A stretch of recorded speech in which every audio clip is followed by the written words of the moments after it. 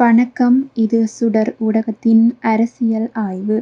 இஸ்ரேலுடனான 12 நாள் போரில் ஈரானின் அணுசக்தி தளங்களுக்கு ஏற்பட்ட சேதம் மிக தீவிரமானது என ஈரான் தரப்பில் தெரிவிக்கப்பட்டிருப்பதாக சர்வதேச ஊடகங்கள் தகவல் வெளியிட்டிருக்கின்றன. இந்த குறித்த விடயத்தை ஈரானிய வெளி உறவுத்துறை அமைச்சர் அப்பாஸ் அராக்சி அவர்கள் தெரிவித்திருக்கின்றார். அமெரிக்காவின் குறித்த தாக்குதலினால் ஏற்பட்ட தாக்கத்தை ஈரான் மதிப்பிட தொடங்கியிருப்பதாகவும் அறிவிக்கப்பட்டிருக்கின்றது. இந்த நிலையில் சேதம் குறித்த விரிவான மதிப்பீடு ஈரானின் அணுசக்தி அமைப்பின் நிபுணர்களால் மேற்கொள்ளப்படுகின்றது என அவர் தன்னுடைய அரச தொலைக்காட்சி சேவைக்கும் தெரிவித்திருக்கின்றார்.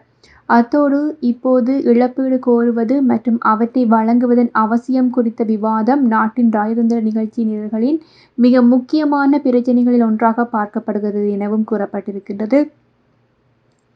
இந்த சேதங்கள் கடுமையானவை எனவும் அத்தோடு நிபுணர்கள் ஆய்வு மற்றும் அரசியல் முடிவெடுப்பு எடுத்து வருவது ஒரே நேரத்தில் நடக்கக்கூடியது எனவும் கூறப்பட்டிருக்கின்றது. நட்பு நாடான இஸ்ரேலுக்கு ஆதரவாக ஈரானின் அணுசக்தி தளங்கள் மீது அமெரிக்கா நடாத்திய வான்வழி தாக்குதல்கள் அந்த நிலையங்களை அழித்துவிட்டதாக அமெரிக்க ஜனாதிபதி டொனால்ட் ட்ரம்ப் அவர்கள் பலமுறை சுட்டிக்காட்டி இருக்கின்றமையும் குறிப்பிடத்தக்க ஒரு நிகழ்வாக பார்க்கப்படுகிறது. இந்நிலையில் அமெரிக்காவினுடைய முகத்தில் ஈரானினுடைய பலத்த அறை விழுந்திருப்பதாக அலி ஹமேனி அவர்கள் அதிரடி கருத்தொன்றை வெளியிட்டிருக்கின்றார். இஸ்லாமிய குடியரசு அமெரிக்காவினுடைய முகத்தில் பலமாக அறைந்திருப்பதாகவும் ஈரானிய உச்ச தலைவர் அயதுல்லா அலி ஹமேனி அவர்கள் தெரிவித்திருப்பதாக சர்வதேச ஊடகங்கள் செய்தி வெளியிட்டுள்ளன. இதுவரையிலே மேலும் தெரிவிக்க வகையில் மாபெரும் ஈரானிய தேசத்திற்கு வாழ்த்துக்கள் தெரிவித்திருப்பதுடன் மக்களுக்கு சில முக்கியமான வாழ்த்துக்களையும் தான் கூற விரும்புவதாகவும் முதலில் பிழையான சியோனிச ஆட்சியை வென்றதுக்கு வாழ்த்துக்கள் எனவும் அலி ஹமேனி அவர்கள் தெரிவித்திருக்கின்றார். அது என்பது கூச்சலிட்டாலும் என்று கூறினாலும் இஸ்லாமிய குடியரசு கொடுத்த அடியில் சியோனிச ஆட்சி கிட்டத்தட்ட சரிந்திருப்பதாகவும் கூறப்பட்டிருக்கின்றது. அமெரிக்க ஜனாதிபதி அசாதாரண வழிகளில் நிகழ்வுகளை மிகைப்படுத்தியிருப்பதாகவும் அலி ஹமேனி அவர்கள் தெரிவித்திருக்கின்றார்.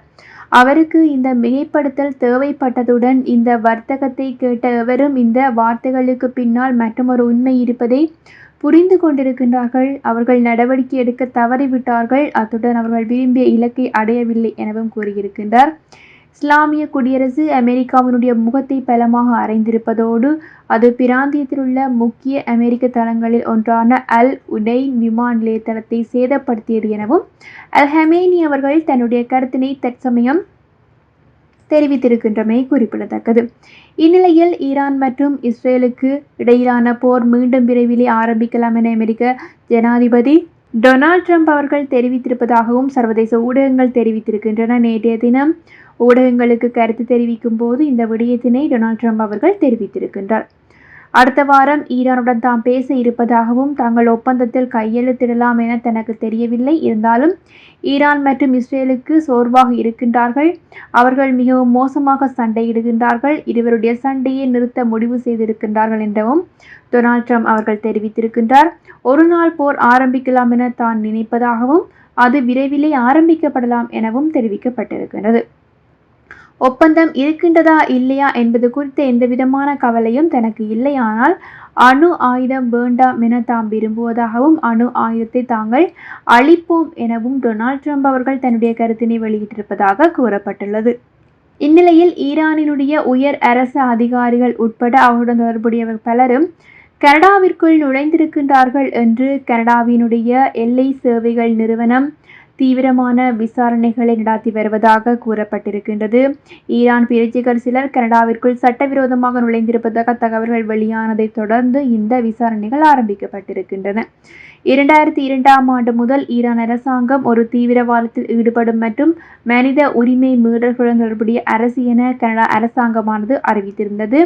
இதன் காரணமாக ஈரான் அரசின் சிறப்பான பதவியில் உள்ள யாரும் கனடாவிற்குள் அனுமதிக்க கூடாது என விதிமுறைகளும் விதிக்கப்பட்டிருந்தன.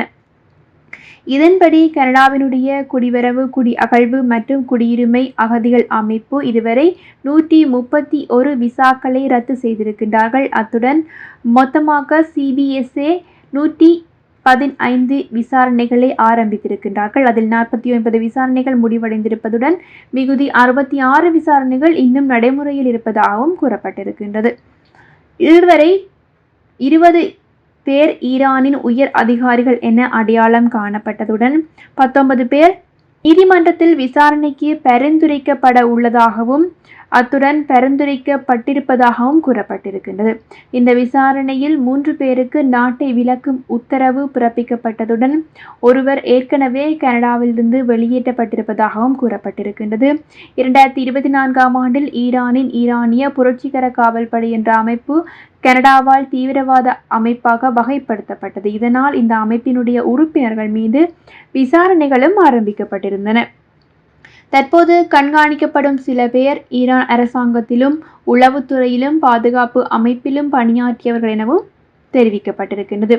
சிபிஎஸ்ஐயினுடைய கூற்றுப்படி ஒவ்வொருவருக்கும் உரிமை உள்ளது எனவும் அவர்களால் மேன்முறையீடு செய்யலாம், பாதுகாப்பு மதிப்பு கோரப்படலாம், அதனால் பலர் கனடாவில் இன்னும் உள்ளார்கள், அதற்கான வழக்குகள் இன்னும் தீரவில்லை என்றும் தெரிவிக்கப்பட்டிருக்கின்றது.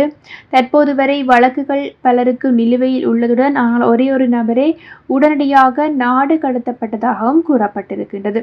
ஈரானினுடைய அணுசக்தி நிலையங்கள் மீது அமெரிக்கா நடத்தியிருக்கும் தாக்குதல் கனடாவில் உள்ள புரட்சிகர ஈரானிய காவல்படை உறுப்பினராக இருப்பதாகவும் செய்திகள் வெளியாகியிருப்பதாகவும் அமெரிக்காவிற்கு இது அச்சுறுத்தலாகத்தான் பார்க்கப்படுகிறது. இந்நிலையில் கனடாவும் அமெரிக்காவும் ஃபைவ் ஐஸ் இன்டெலிஜென்ஸ் அலையன்ஸ் என்ற உளவுத்துறை கூட்டணியில் இருப்பதுடன் நாட்டு மண்ணிலுள்ள எதிரி மற்றொரு நாட்டுக்கு பாதுகாப்பு ரீதியாக அச்சுறுத்தலாக அமையலாம் என்றும் கூறப்பட்டிருக்கிறது. IRGC கனடா அமெரிக்கா இரு நாடுகளாலும் தீவிர அமைப்பாக அறிவிக்கப்பட்டதோடு இந்த அமைப்பின் ஆட்கள் கனடாவில் உள்ள சூழ்நிலை அமெரிக்க பாதுகாப்பு தரவுகளையும் உளவு தகவல்களையும் ஆபத்துக்கு உள்ளாக்கும் வாய்ப்பு உள்ளது என சர்வதேச வட்டாரங்களும் தகவல் வெளியிட்டிருக்கின்றமை கூறப்பட்டிருப்பதாகவும் தெரிவிக்கப்பட்டிருக்கின்றது.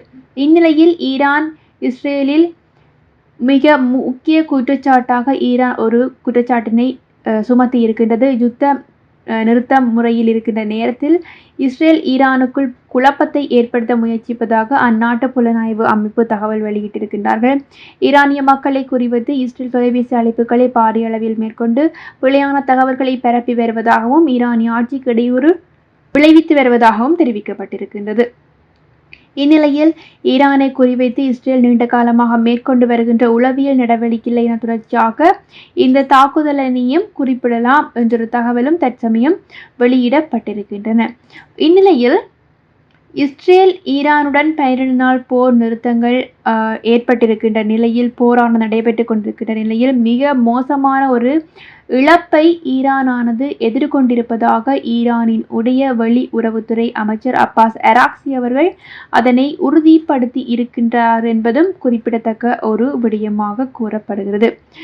ஆகவே இந்நிலையில் அமெரிக்காவினுடைய தாக்குதலுக்கு பின்னர் ஈரானினுடைய அணுசக்தி திட்டத்தின் முக்கிய கூறுகள் அப்படி இருப்பதாக பாதுகாப்பு புலனாய்வு அமைப்பின் ஆரம்ப மதிப்பீடு கூறுவதாக அமெரிக்க அதிகாரி ஒருவர் தெரிவித்திருக்கின்றார்.